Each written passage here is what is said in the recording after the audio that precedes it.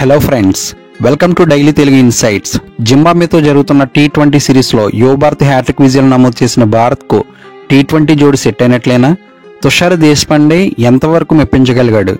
ఇలాంటి విషయాల గురించి ఈ వీడియోలో చెప్పబోతున్నా. ఫ్రెండ్స్, వీడియో నచ్చితే ఖచ్చితంగా లైక్ చేయండి, తప్పకుండా ఈ ఛానల్ సబ్స్క్రైబ్ చేసుకోండి.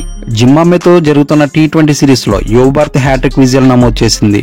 శనివారం జరిగిన 4వ టీ20లో ఓపెనర్లు ఎస్ఎస్వి జైస్వాల్, శుభ్మన్ గిల్ విధ్వంసంతో భారత 10 వికెట్ల తేడాతో ఆతిథ్య జింబాబ్వేను సిద్ధి చేసింది. దీంతో 5 మ్యాచ్ల సిరీస్ను మరో మ్యాచ్ మిగిలి ఉండగానే చేజిక్కించుకుంది. ఈ సిరీస్లో తొలి మ్యాచ్లో భారత్ ఓడిపోగా ఆ తర్వాత బలంగా పుంజుకుని సిరీస్ కైవసం చేసుకుంది. కాగా ఈ మ్యాచ్తో తుషార్ దేశపాండే అంతర్జాతీయ క్రికెట్లోకి అడుగుపెట్టాడు. ఎస్ఎస్వి జైస్వాల్ ప్లేయర్ ఆఫ్ ది మ్యాచ్గా నిలిచాడు.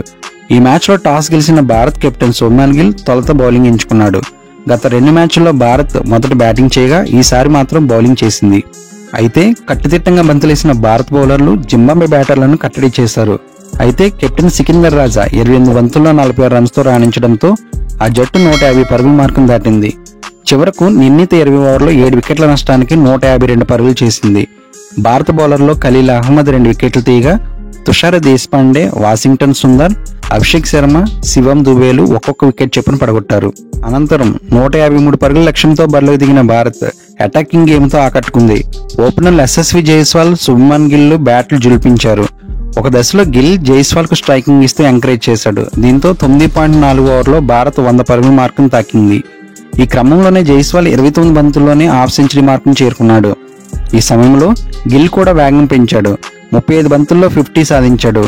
వేగంగా పరుగులు రాబట్టిన జైస్వాల్ సెంచరీ చేసేలా కనిపించాడు, కానీ లక్ష్యం తక్కువగా ఉండడంతో చేయలేకపోయాడు.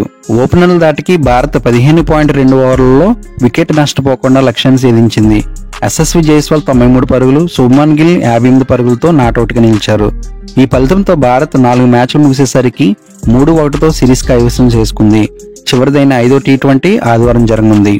ఫ్రెండ్స్, ఈ వీడియో మీకు నచ్చితే లైక్ చేయండి, మీ ఫ్రెండ్స్ అండ్ ఫ్యామిలీ మెంబర్స్ కి షేర్ చేయండి. ముఖ్యంగా ఈ ఛానల్ సబ్స్క్రైబ్ చేసుకుని బెల్ ఐకాన్ యాక్టివేట్ చేసుకుంటే నేను పోస్ట్ చేసే నెక్స్ట్ వీడియో మీకు నోటిఫికేషన్ వస్తుంది.